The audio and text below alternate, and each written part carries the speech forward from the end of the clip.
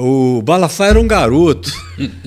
Eu conheci o Malafaia, ele tinha 18 anos, ia me assistir onde eu ia pregar, no centro do Rio, ele estava sempre por lá, sempre nas primeiras fileiras, um menino. E não se criava, não. Ele era um cara que tinha uma grande admiração por mim, mas desde o início tinha uma vocação para o que era errado.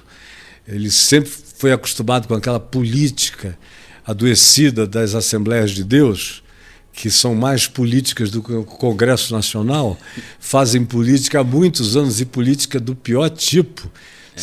Briga feia, saem no tapa. O presidente da Assembleia, eu não sei se o presidente das Assembleias... Ainda é o José Wellington, quase 30 anos dessa Convenção Geral.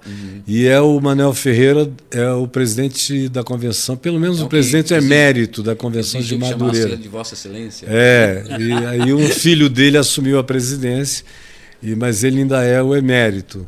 E nos outros postos, a única pessoa que não era nada, era auxiliar do sogro dele, era o Silas. E aí, depois que o sogro morreu, ele rompeu com a Assembleia de Deus e criou essa Assembleia de Deus Vitória em Cristo, a ADVEC, e botou essas unhas para fora, que eu já conhecia há algum tempo, não é? Porque ele ia lá na minha sala, durante os anos 90, desde o início, Caio, nasce um cara como você de 200 em 200 anos, eu tenho o maior respeito por você, você é uma raridade mundial, não sei o que e tal, mas eu não posso deixar de receber o dinheiro que eu recebo do Macedo, que me paga $40 mil por mês. Isso eu estou falando de 1990. Caramba. $40 mil por mês para ficar de plantão para falar mal de você. Toda vez que você fizer alguma declaração... Que raiva era essa que o Macedo tinha do senhor? A raiva não era de mim no início, passou a ser... Ele queria entrar na EVB. Ele queria. Ele me chamou umas vezes, eu estive pessoalmente com ele umas 5 ou 6 vezes, e algumas outras vezes ao telefone. Tivemos conversas longas, de 4, 5, 6 horas de conversa, e ele querendo entrar na organização que eu estava criando, na EVB. E eu falei, não, essa organização só está sendo possível por tua causa, porque você faz tanta loucura, comete tanta insanidade contra o Evangelho de Jesus, inventa tanta maluquice, tanta superstição, tanto sincretismo. O que você tem é um sincretismo de uma religião macediana nova.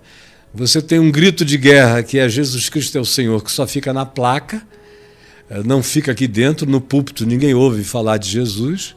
Aqui dentro você tem uma igreja do Velho Testamento, de barganha, de lei, Senhor, me dá isso, e te oferecerei tantos sacrifícios. Você voltou para antes da cruz, para antes do sangue derramado por Jesus, você crucificou o Filho de Deus a segunda vez. Templo de Salomão, né? E você está aí fazendo sacrifícios de bodes e de ovelhas, só que com dinheiro. Então, mas você chama de sacrifício, você usa todos os deuses dos cultos africanos e ameríndios, chama pelo nome, você manda sair o tranca-rua, a pombagira, não sei o que, manifesta para sair. Ou seja, você valida essas crenças quando você as chama pelo nome, quando você as trata como entidades reais e quando você as expulsa em nome de Jesus. A única coisa para a qual o nome de Jesus serve é para expulsar demônios, e depende, porque naquele tempo eu já tinha ouvido ele dizer que tem demônio muito ruim, que tem que sair no cacete mesmo, no pau. E aí eu falei, então você tem um sincretismo aqui de um monte de coisas e uma mecânica de arrancar dinheiro das pessoas que as grandes multinacionais, nem as grandes redes de pirâmide de estelionatários não conseguiram fazer nada igual. E é para tirar o chapéu, você é um case de marketing de exploração. Mas é uma coisa nojenta. Você nos levou de volta para antes da Reforma Protestante. Parece que nós estamos vivendo na Idade das Trevas, no medievalismo mais horroroso. Então, cara, com você não dá para fazer nada. Nós conseguimos reunir esse povo todo porque, naquele tempo, as Assembleias de Deus, todas elas, as quadrangulares, as pentecostais, todas elas, as presbiterianas, todas elas, as batistas, as metodistas, de todos os grupos possíveis e as independentes queriam identificação comigo, mas não com Macedo. De maneira alguma, Deus nos livre de que a sociedade brasileira nos associe ao Edir Macedo. Ainda tinha toda aquela coisa, ele tinha acabado de comprar a Record, o dinheiro, havia acusações de todos os lados de que tinha sido dinheiro de tráfico de drogas na Colômbia. Tinha já Magno o nome dele, que tinha sido bispo da Universal lá no Recife, Pernambuco, já tinha saído e tinha dito que ele mesmo com a esposa, juntamente com Renato Suete, com Didini, com Cabral, com um monte de outros conhecidos aí, tinham ido várias e várias vezes de aviãozinho, jatinho, com suas esposas a Cali e a outras cidades do tráfico de droga na Colômbia, para pegar dinheiro dos traficantes, para lavar o dinheiro no gasofilácio da Universal, ficar com um pedaço e devolver o outro dinheiro, a outra parte do dinheiro aonde os traficantes mandavam. E isso eu ouvi de todos eles. Ouvi, inclusive, do Renato Suete, que naquele tempo era a segunda pessoa de maior importância lá na Universal. A própria secretária do Macedo, a Marileia, ia junto lá pegar dinheiro, trazia na calcinha, no sutiã, entre as nádegas, para todo lado, tudo era dólar. Essa moda é antiga, então. É antiga, muito antiga. E fora as coisas que ele fazia. Ele, por exemplo, dizia o seguinte... Quando eu perguntei por que ele preferia fazer a coisa errada do que fazer a coisa certa, aí ele dizia, cara, é porque eu não estou nem aí para a coisa certa. Nem aí. Por exemplo, você está certo quando você diz que aqui nessa igreja não se prega nada de evangelho. É a ordem que eu dou. Evangelho faz mal. Evangelho cria um espírito de quebrantamento, de pobreza, fica todo mundo piedoso, fica querendo servir ao próximo, uns aos outros. Eu quero é grana. Foi daí que surgiu a doutrina da prosperidade? Não. Foi antes, né? Ixi, isso aí foi nos Estados Unidos, com o Kenneth Reagan, aí por volta dos anos 40, 50, também junto com a irmã Amy, que foi a fundadora da Cruzada, que acabou gerando a denominação do Evangelho Quadrangular. Foi nesse período, anos 40, anos 50. Mas chegou aqui no Brasil já no fim dos anos 70 e no meio dos anos 80 ele ganhou corpo aqui no Brasil, e quem trouxe de maneira mais insistente, começando em 81, a falar sobre isso foi o R.R. Soares. Assim que ele e o Macedo se separaram, que eles são parentes e fizeram tudo juntos no início, aí brigaram, se separaram. E o Macedo tinha a sua teologia da prosperidade, mas de maneira macediana. E o R.R. Soares é que usava a linguagem do Kenneth Reagan, usar a fé, exercitar a fé. Essa coisa toda que você ouve por aí foi o R.R. Quando a Valnice voltou de Angola, Valnice Milhomens, e foi estudar num curso de um cara desse, eu creio que foi do Kenneth Reagan, lá nos Estados Unidos, e ela voltou para o Brasil, ela foi uma Valnice Batista, missionária em Angola, toda piedosa, que eu conhecia lá do Recife, quando eu estava pregando lá, e eu pregava muito lá, 2 em 2 meses, 3 em 3 meses, e ela voltava das férias ao Brasil, ela sempre estava sentadinha lá me assistindo, muito amiga de alguns amigos meus, como o reverendo João Campos. E então eu conheci uma Valnice, que era uma moça crente, piedosa, missionária, batista, e celibatária, sozinha. Aí quando ela voltou dos Estados Unidos, já conheci outra Valnice, televisiva, midiática, falando só em prosperidade, em teologia dos pactos, em confissão positiva, profetizando a volta de Jesus, que ela já profetizou, se eu não estou enganado, quase 3 vezes ou 3 vezes, 2 com certeza. Ela profetizou e outras coisas mais, profetizava quem ia ser o presidente. Eu não sei porque ela insiste, porque ela nunca acertou nada. Errou tudo que é prefeito em São Paulo, todos os governadores, todos os presidentes da República, nunca acertou nada. Eu digo, meu Deus, como é que a Valnice continua insistindo nisso? E eu tinha muito... Até hoje eu tenho carinho por ela. Eu olho e digo, meu Deus, você podia ter sido uma grande companheira pregando o Evangelho, foi entrar nessas coisas aí. Aí ela foi uma das principais propagadoras da teologia da prosperidade, da confissão positiva, que veio logo a reboque, trouxe a reboque a história dos 12 apóstolos do Brasil, do Castanheda, lá da Colômbia, das células e dos apóstolos, do ministério apostólico, aí ela, Terra Nova... Surgiu uma galera aí. Os meninos ali, aqui, que moram aqui, o Rodovalho, o outro, César Augusto ali de Goiânia, que eu conheci, todo mundo jovem ainda, eram crentes quando eu conheci, ainda eram crentes piedosos, não tinha nada a ver com isso. E aí, voltando ao Macedo, eu falei, você é a razão pela qual a gente conseguiu reunir os irreuníveis. E agora você quer entrar? Não, não pode mesmo. Mas no dia da fundação da EVB, ele ainda mandou o Didini, o Von Helder e vários lá para a reunião de criação e pediram para se inscrever. Se não podiam fazer a denominação da Igreja Universal e o Macedo tornarem-se membros, eles queriam saber se pelo menos os pastores da Universal poderiam se tornar membros.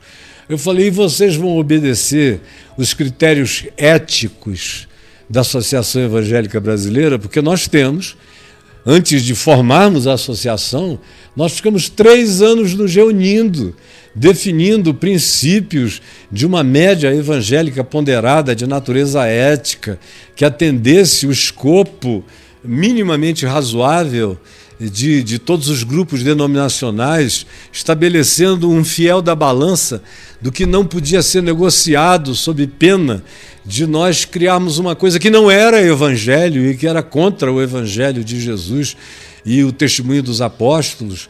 Então, não tem condição, vocês vão se submeter? Quando eles liam os critérios e a coisa começava com a genuína e verdadeira fé em Jesus e a afirmação e a pregação do Evangelho tal como ensinado por Jesus e pelos apóstolos, eles diziam, não, o Macedo não vai querer.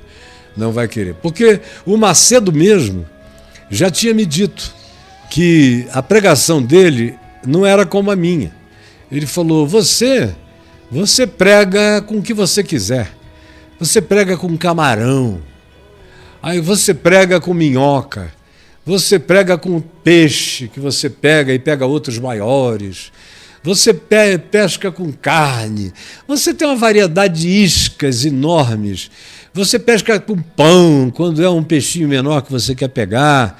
Enfim, agora eu não, eu pesco com merda. E aí ele olhou, ele falou, eu levei um susto, porque o cara não teve nenhum pudor, e eu estou falando de 1990. Ainda não era assim essa coisa normal. Hoje todo mundo manda a merda nos cultos, né? É um palavrão para todo lado, é uma porcaria, um chiqueiro bucal que sai da boca dessa pastorada toda, precisando lavar a boca, a mente, a alma, tudo. É um pessoal que se enojou, ficou nojento de vez, nauseantes. Ele falou, eu pesco com merda. Porque o povo que eu quero pegar é aquele povo que gosta de bosta, você entendeu? Então eu dou bosta. Por isso é que eu não deixo pregar o evangelho aqui. Eu prego a barganha. O cara quer ficar rico. Todo mundo quer ficar rico, Caio. Por que o evangelho não dá certo? Porque o evangelho chama as pessoas para amarem, se converterem, ajudarem o próximo, socorrerem os necessitados. Sei lá, que é necessitado aqui sou eu. Eu quero é o dinheiro. Porque eu tenho que manter esse império rodando, funcionando. Eu não deixo nenhum pastor ficar numa igreja mais do que 4 meses. Eu mando 4 pastores para cada igreja. E cada mês um sai, chega um outro novo. Porque eu não quero nem o grupo local criando afinidades com um pastor local para ele não meter na cabeça que ele é o pastor da igreja e começar a ver divisão. Não pode. E aí logo depois veio aquela lei de que para ser pastor da Universal tinha que fazer vasectomia. Não podia ter filho, porque também não quero criança, não quero... No máximo o cara tem mulher para transar. mas não pode sair com criança. Ele tem que estar preparado para eu dizer, levanta daí, ele levanta na mesma hora, vai para o lugar tal, já tem um apartamento esperando, porque um outro foi sucedê-lo no lugar onde ele está. Que é para não criar vínculo com ninguém. Então, o meu esquema aqui é outro. Nós estamos centralizados em poder, eu quero poder, eu quero vencer a Rede Globo de televisão, eu quero ficar mais rico do que o Roberto Marinho, eu quero, de fato, ter uma bancada no Congresso que defina as legislações, eu quero eleger presidentes da República, eu quero, em outras palavras, ser a eminência parda de qualquer governo que venha surgir no Brasil. Ele já tinha se aliado ao Collor em 89, vestido a camisa e feito tudo, já tinham saído do pau com as denominações afro e tudo mais, brigas horrorosas, já estava na iminência de ser preso, o que ele veio a ser preso no ano seguinte, eu vou te dizer, em maio do ano seguinte ele foi preso. Do Collor eu lembro que ele estava apoiando mesmo. 89. Aí em 90 veio a EVB, quando chegou em maio ele foi preso. E foi preso em 92, maio de 92, na véspera da Eco 92, do Earth Summit, aqui no Rio de Janeiro. Então, primeiro evento sobre meio ambiente na Terra. E aí ele foi preso, a Universal me ligou, lá Provita Vieira e os bispos de lá. Caio, por favor, socorre a gente, Macedo acabou de ser preso por charlatanismo, vigarice, lavagem de dinheiro, sei lá, algumas coisas assim, eram umas 3 acusações. E aí eu pedi, me mandem a acusação para eu ler. E eu estava indo para Brasília, vindo a Brasília, para pregar aqui no Petrônio Portela, no Senado, num evento que estava precedendo o impeachment do Collor, já estava iniciando. 92, né? 92, o processo de impeachment do Collor. Sim. E eu fui chamado para falar sobre o assunto e não sei o que e tal. Eu até escrevi um livro chamado A Bíblia e o Impeachment, porque para crente era um pecado você, mesmo numa democracia, mesmo numa democracia onde a autoridade é o povo e a Constituição, mas crente estava acostumado era com César, com rei, com militares. Crente foi talhado para obedecer autoridades absolutas. Na igreja também, quase todas as igrejas tinham autoridades absolutas, dinastias absolutas. Então, crente foi feito para golpes militares ou de coisas dessa natureza. Então, você dizendo, cara, a democracia é tua, você tem liberdade para escolher, você é a autoridade, é o povo, é o governo do povo, do voto. Mas eles não, se ele está lá, Deus botou. Eu digo, não foi Deus, foi o voto. Foi o voto, não contaram os votos, não deu maioria para fulano e não para cicrano. Por que o que teve maioria assumiu? Foi Deus que votou? Que foi lá votar? Foi você. Mas não adiantava. É muita estupidez. Aí eu escrevi um livro, A Bíblia e o Impeachment, pelo menos para as lideranças lerem e diminuírem a resistência a respeito daquele impeachment que era... Foi o primeiro, né? Foi insofismável. Não dava para negar que o negócio tinha passado de todas as medidas. Furgão, né? Não, ali foi o pretexto. Foi só o pretexto. O negócio, a grana mesmo foi o PC Farias e os dinheiros, os milhões de dólares vontade, buscados lá no Uruguai, encheram jumbos que trouxeram cheios de dinheiro. Aí eu sei da história por outras vias, não vou contar aqui quem me contou, porque seria uma entregação. Quem me contou foi lá buscar. Foi lá buscar a grana. Então, eu sabia de tudo. E aí, voltando ao Macedo, ele me disse, aqui nessa igreja não tem, Jesus só inspira essas piedades que eu não quero.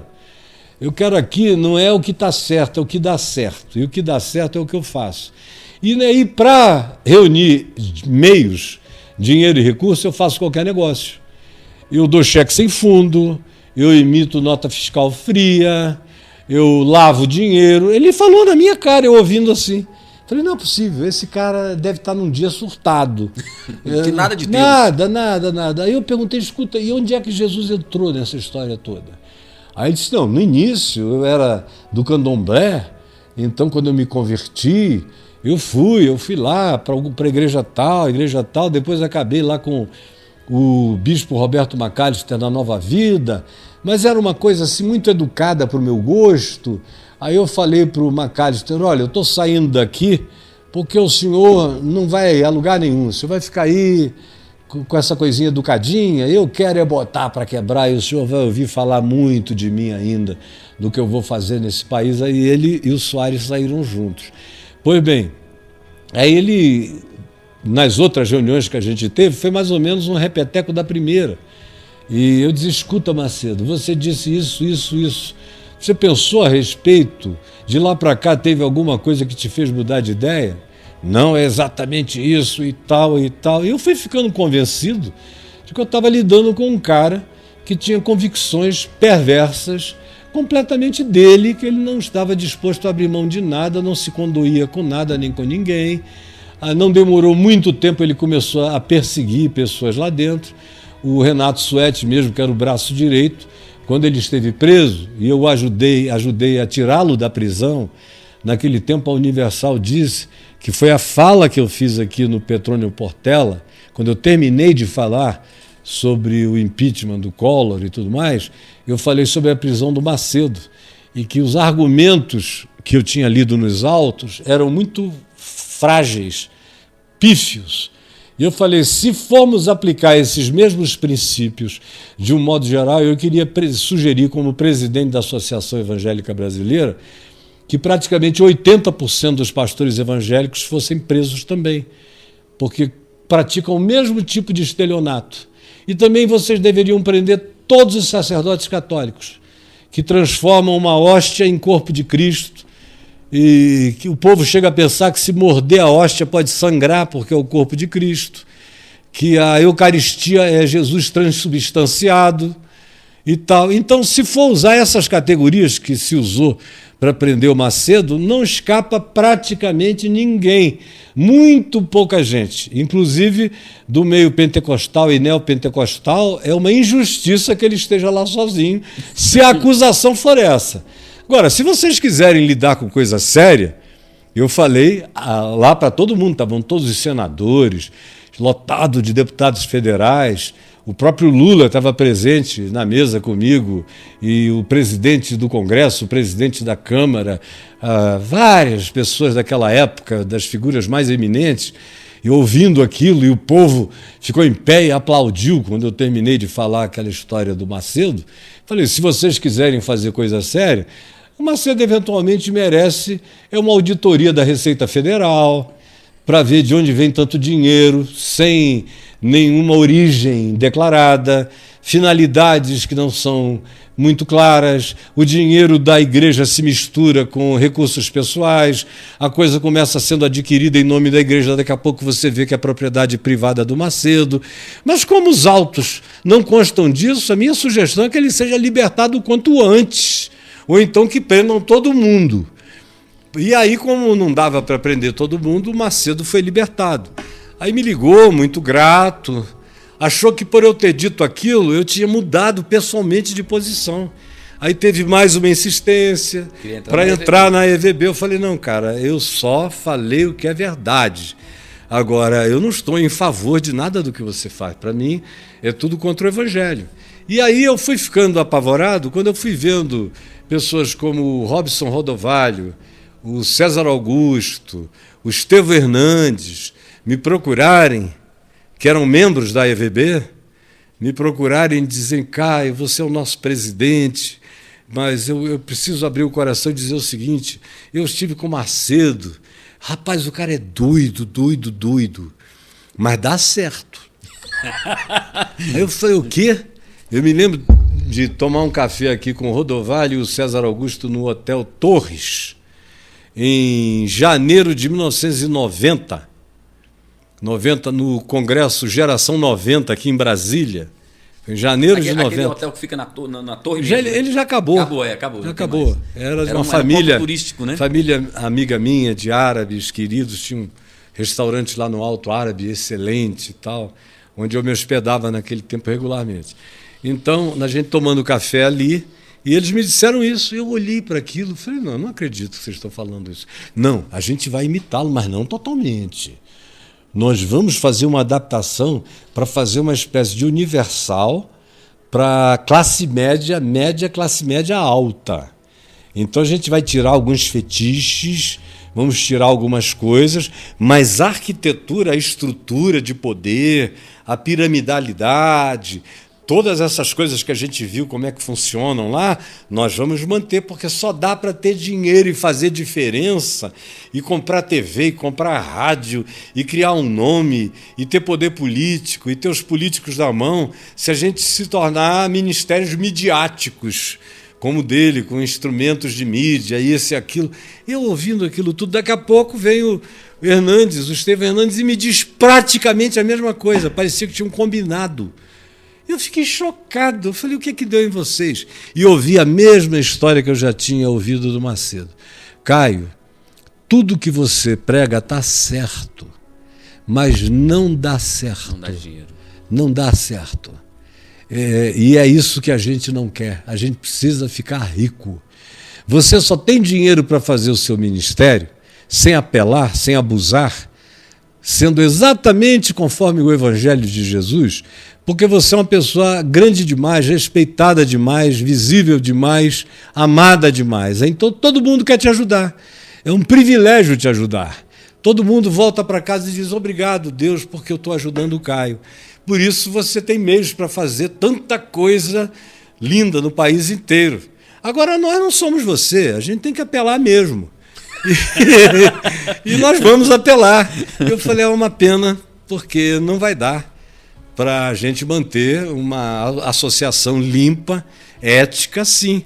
E aí, mas eles ficaram lá ainda os primeiros 2, 3, 4 anos, eles foram se contendo, se mantendo, até que veio a eleição de 94, aí eu vi que todo mundo perdeu a linha. 94 foi Lula? 94 e Fernando Henrique Cardoso. E Brizola. Brizola. Brizola e Quércia e essa moçada toda. Então a EVB organizou uma reunião para todos os pré-candidatos. Eu só pedi para o senhor mandar um abraço. É Cléo Nunes, que é um abraço do senhor. Ah, é? Cléo. Então, ó, grande beijo, Cléo. Então, eu fiz uma reunião da EVB com todos os pré-candidatos, trouxemos uns 5.000 pastores, mais ou menos, para ouvi-los. Eles falaram seus programas de governo, mas não tinha essa coisa de um candidato indicado, ninguém, isso era proibido entre nós. E era proibido falar do púlpito a respeito de qualquer coisa a esse respeito. Do púlpito era só os princípios éticos para ajudar as pessoas a escolherem com lucidez quem seria o melhor candidato de acordo... O FHC ganhou esse ano, não foi? Foi o FHC que ganhou, o Brizola e o Lula perderam. Em 98 já vieram Brizola e Lula juntos, o Brizola vice do Lula, e o FHC já não era mais... ele era o candidato e ganhou no primeiro turno, ganhou muito bem ganhado no primeiro turno, o FHC. Então, nesse período aí, eu já comecei a ver que aquilo ali ia virar uma pocilga. O pessoal descambou para o lado... Porque eles não diziam nada para mim. Comigo era todo mundo certinho. Sim, meu irmão querido, amado, isso e aquilo. Agora, dentro dos seus feudos, dos seus grupos, dos seus reinos, dos seus pequenos impérios, eles faziam a loucura acontecer geral. E como eles sabiam que eu dialogava com todo mundo, eles achavam que porque eu dialogava com todo mundo, eles podiam dialogar com todo mundo. Só que eu dialogava com todo mundo, mas não tomava compromisso com ninguém. Eu só ouvia o que o cara propunha. E pronto. E o senhor vai, eu tenho o seu voto? Não, não posso lhe dizer isso. De jeito nenhum, nunca, para ninguém, para nenhum deles, nem para os que eram mais amigos meus, como era o caso do Brizola, que morávamos na mesma cidade, tínhamos muito mais conversa, visita na minha casa, ou eu visito a casa dele, era uma conversa agradabilíssima, ele tinha uma origem metodista, entendia bastante as coisas. E depois o Lula, que quando me ouviu pregar aqui no Petrônio Portela, naquele dia que eu aludi, ficou muito impressionado e ficamos amigos e passamos a ter reuniões quinzenais ou mensais longas, 5, 6 horas de papo. Nunca me convidou para o PT, nunca me chamou para nada político, nunca me pediu apoio de nenhuma natureza, nunca nada. Só queria saber do Evangelho, conversávamos sobre qual era a mensagem de Jesus, o que um presidente eleito com os princípios do Evangelho deveria fazer pelo povo pobre, pelos mais simples, pela sociedade. Sentia sinceridade do Lula? Sim, eu sentia e sinto ainda até o dia de hoje. que ele sabe que a vocação dele como figura pública é para isso. E que, fora isso, ele não teria que estar fazendo nada na política, porque qualquer um outro poderia fazer. Ele tem uma habilidade diplomático-política enorme, uma capacidade dialogal, como eu não vi nenhum outro presidente na história do Brasil, desde a redemocratização, e provavelmente nem antes, ter uma capacidade de diálogo tão ampla quanto ele tem. Ele conversa e ele tem muito mais ideais do que ideologia. O PT é um partido de ideologia, Sim. mas o Lula é um homem de ideal.